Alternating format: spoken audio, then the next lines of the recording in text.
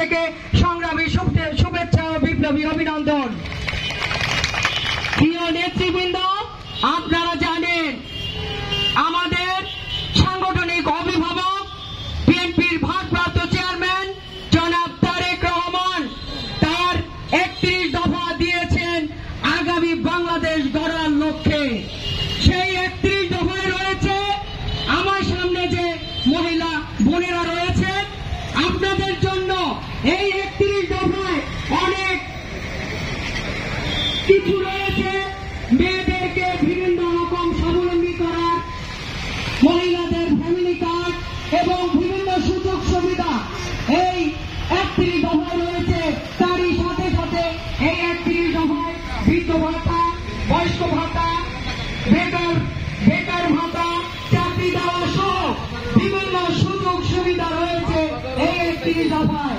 প্রিয় নেতৃবৃন্দ, আপনারা জানেন আমাদের প্রিয় নেতা জনাব তারেক রহমান ওই সুদূরে বসে আপনাদেরকে নিয়ে চিন্তা করে তিনি বলেছিলেন যে আমাদের দেশ এখনো স্বাধীন হয়নি। আজকে তা আমরা প্রমাণ পাচ্ছি যে দেখেন আমাদের ভিতরে বিভিন্ন রকম শত্রুতা মাথা চাড়া দিয়ে উঠছে। আজকে এই আমাদের জাতীয়তাবাদী দলকে, আমাদের ধানের শীষকে আজকে নিশ্চিহ্ন করার জন্য বিভিন্ন রকম দেশি বিদেশি ষড়যন্ত্র শুরু হচ্ছে। আজকে নির্বাচন নিয়ে তালবাড়া হচ্ছে। আপনারা জানেন আমরা 17 বছর এই ফ্যাসিস্ট হাসিনার করাঘাতে আমরা সবাই আজকে মামলা হামলার শিকার হয়েছি। কি হয়েছে কিনা আপনারা সবাই জানেন। এই জায়গায় যত ব্যবসায়ী রয়েছে তারাও সুস্থ ব্যবসা বাণিজ্য করতে পারেনি।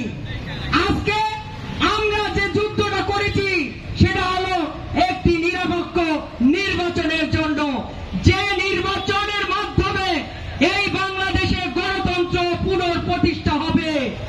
আজকে বাংলাদেশকে আমরা সেই গণতন্ত্র পুনঃপ্রতিষ্ঠার জন্য যে নির্বাচন, সেই নির্বাচনের জন্য দরকার হলে আরো একবার আমরা যুদ্ধ করব না? আপনারা বলুন। আমরা ইনশাআল্লাহ ঐক্যবদ্ধ হয়ে সেই যুদ্ধে অবতীর্ণ হব এবং যতক্ষণ পর্যন্ত আমাদের সুষ্ঠু নির্বাচনের মাধ্যমে গণতন্ত্র পুনঃপ্রতিষ্ঠা না হবে ততদিন পর্যন্ত আমরা লড়াই চালিয়ে যাব। কারণ আমরা বাংলাদেশের মানুষকে কথা দিয়েছিলাম তাদের গণতন্ত্র ফিরিয়ে দেব, তাদের ভোট ভাতের পুরো নিশ্চয়তা দেব। সেই লক্ষ্যে আমরা কাজ করে যাব ইনশাআল্লাহ। এবং সেই জন্য আপনারা আগামী দিনে ধানের শীষের পক্ষে কাজ করবেন, খালেদা জিয়ার পক্ষে কাজ করবেন, তারেক রহমানের হাতকে শক্তিশালী করবেন ইনশাআল্লাহ। তাই আমার বক্তব্য আর বেশি বাড়াবো না।